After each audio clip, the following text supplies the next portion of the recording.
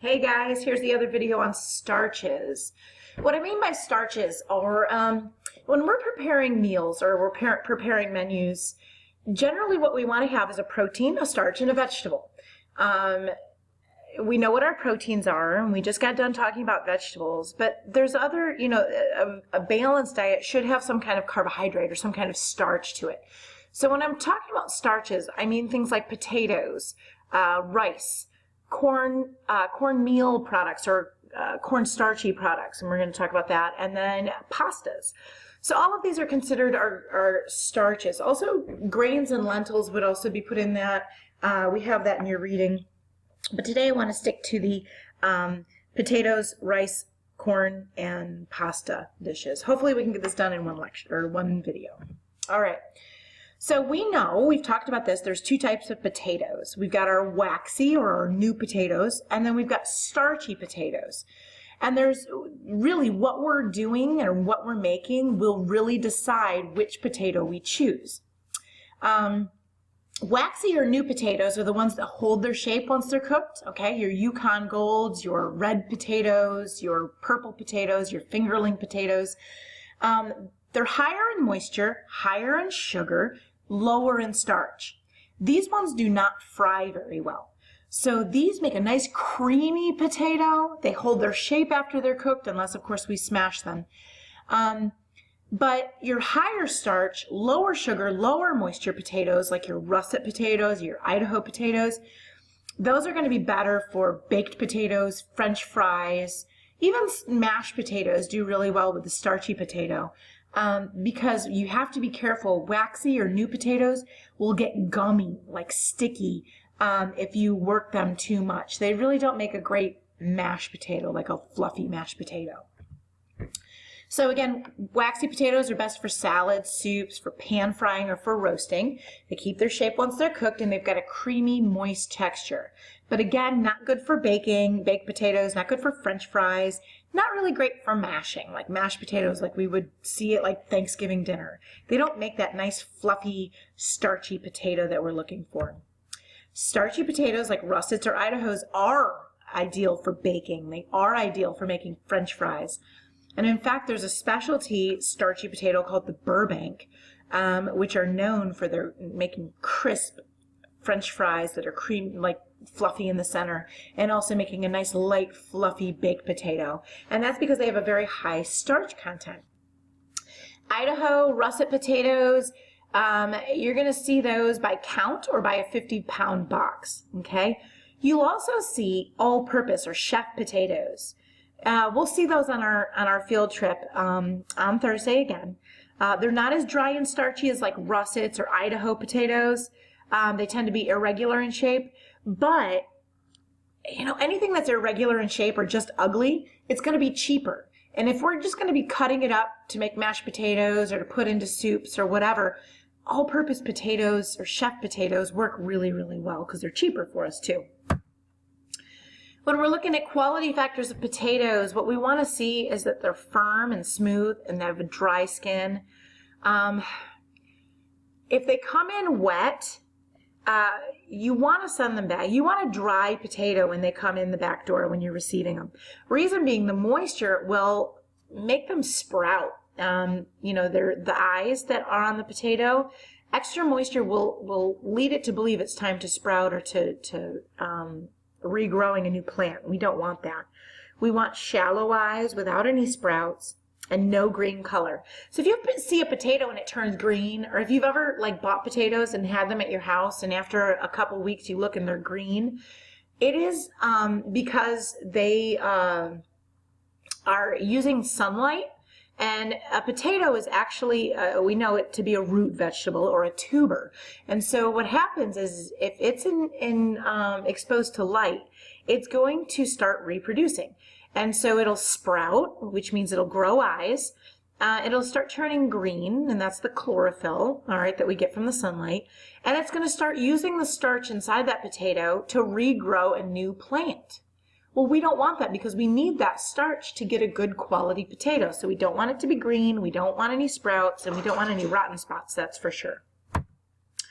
When we cool or when we store potatoes, we want it to be in a cool, dry, dark location.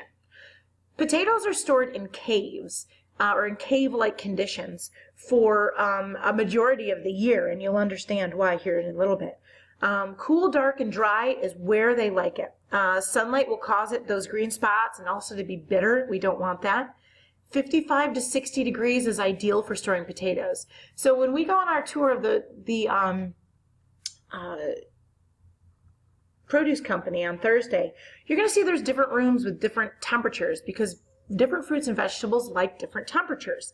Potatoes like 55 to 60 degrees. Okay, we don't want to refrigerate or to keep our potatoes, between 30 and 40 degrees because they will begin to turn those starches into sugar.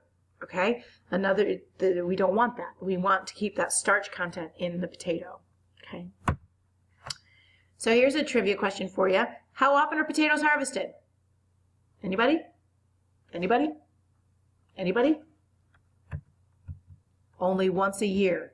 Potatoes that we consume are harvested at one time in a year, and they're kept in cool, dark caves or cave-like conditions at produce companies. So potatoes are harvested once a year and then kept. So a potato that we're eating now was harvested at the same time as a potato we ate during the summer. All right, so rice. This is a picture of a rice paddy. Okay. So rice paddies are actually, they're controlled as how much water is put in them. And they're flooded. These little sprouts are planted into the mud, all right? And then the rice paddies are flooded with water. Rice grows at the bottom of each one of these little plants, okay? So when it's pulled up, it'll have little rice grains. And they flood them to keep insects and animals from eating the rice. So insects won't be able to get up underneath there, and it's a safe place for the rice to grow, and the rice doesn't mind all that water. So rice are considered grains, okay? So we have a long grain rice, medium grain rice, and short grain rice. And each one of those grains of rice has its own characteristics. So if you see a long grain rice, like a basmati rice or a jasmine rice. These are all long grain rices. They have slender grains and they stay fluffy, and they tend to stay where you can see each individual grain. The other thing about long grain rices is most of the time they're rinsed very, very well before they're cooked, and this helps to ensure that each one of those grains is separate. A medium grain rice is probably most commonly used. We use medium grain all the time. It's a little bit shorter and plumper than a long grain. When you see steamed rice or even when we do rice pilaf, this is, what you can see or expect to see when you see a medium grain. And then short grain are small, almost round kernels that can actually become sticky. So when we make rice pudding, or if you're making sushi rice is a short grain rice. And there's different kinds of short grain rices you can use. But another short grain rice that we've already used is arborio rice. And we've used that to make risotto, okay? So arborio rice is a short grain rice that we use to make risotto. It's sticky. It's got a lot of starch on it. And that's what gives it that characteristic of being creamy, okay? Some vocabulary about rice. If you see a rice that's been milled, it means that outer bran has been removed. And so brown rice has that bran still intact, and it has a lot more vitamins and minerals than white rice. So all of most of our white rices are milled. That produces a white, lighter texture rice that actually cooks faster. We know that white rice cooks much faster than brown rice, and that's because brown rice still has this bran coating. And so milled rice is the most common rice that we're going to find. Brown rice, again, that bran layer is left on and has a coarser, crunchier texture. You usually have to double the cooking time. So when we're making rice pilaf, or even when we're steaming rice, between 17 and 20 minutes is what we're looking at once that water comes to a boil. For brown rice, you would double that. You were looking at 35 to 40 minutes for cooking brown rice. Okay. When we see parboiled, it means it's been partially cooked under pressurized steam, and then it's dried and milled. It stays firm, it stays separate, it has high vitamin and mineral content because it was partially cooked with that bran on it. Remember, it says milled is when they take that bran off.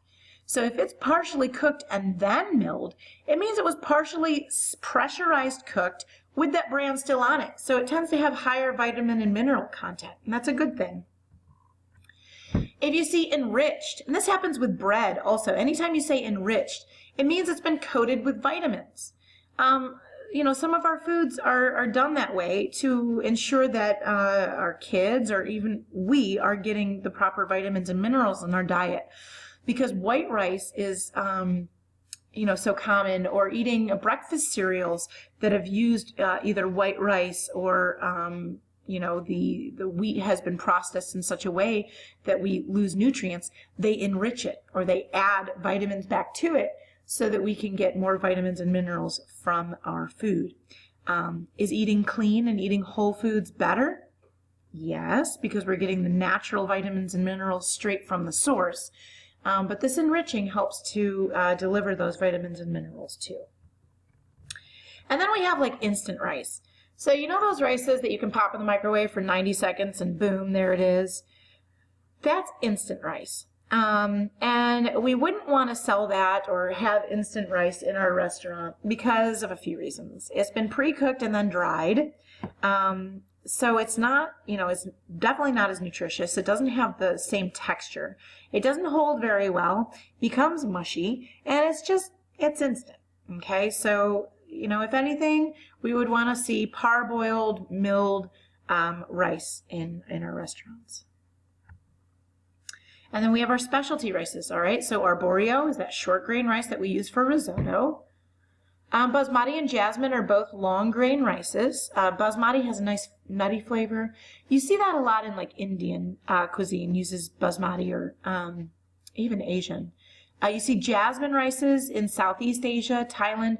It's got a more floral fragrance to it. It's very delicate. It's a nice rice. And each grain you're going to be able to see.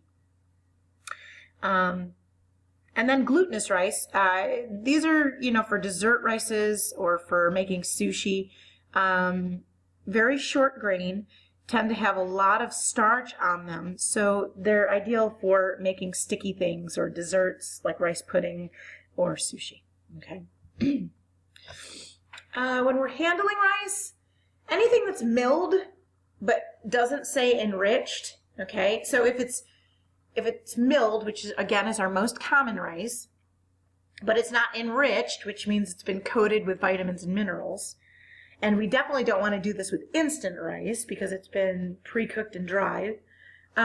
Milled rices that are parboiled, or they should be washed in cold water to remove any excess starch that makes it sticky, unless you're trying to make it sticky. So like your sushi, well, sushi rice does need to be rinsed. But most of our milled rices should be washed with cold water first and then rinsed and drained. We want to keep rice at room temperature in sealed containers. We don't want rice to have any moisture or insects, okay? So that's how we want to hold our rice. When we're cooking our rice, we know it's a 2-to-1 ratio. So if we have 1 cup of rice, we're using 2 cups of liquid. So I guess it's a 1-to-2 ratio if you look at it that way. 2 parts liquid, 1 part rice.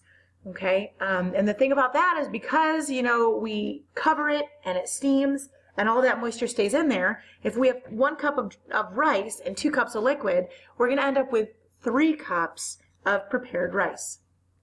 There's also what we call the pasta method, where we have rice that's put into boiling, a large quantity of boiling water, and then it's strained, but you're going to see nutrient loss in that.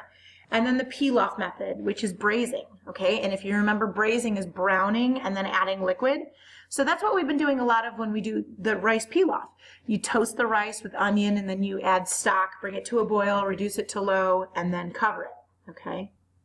All right, we're going to get into wild rices, corn, and pasta in the next video. Tune in.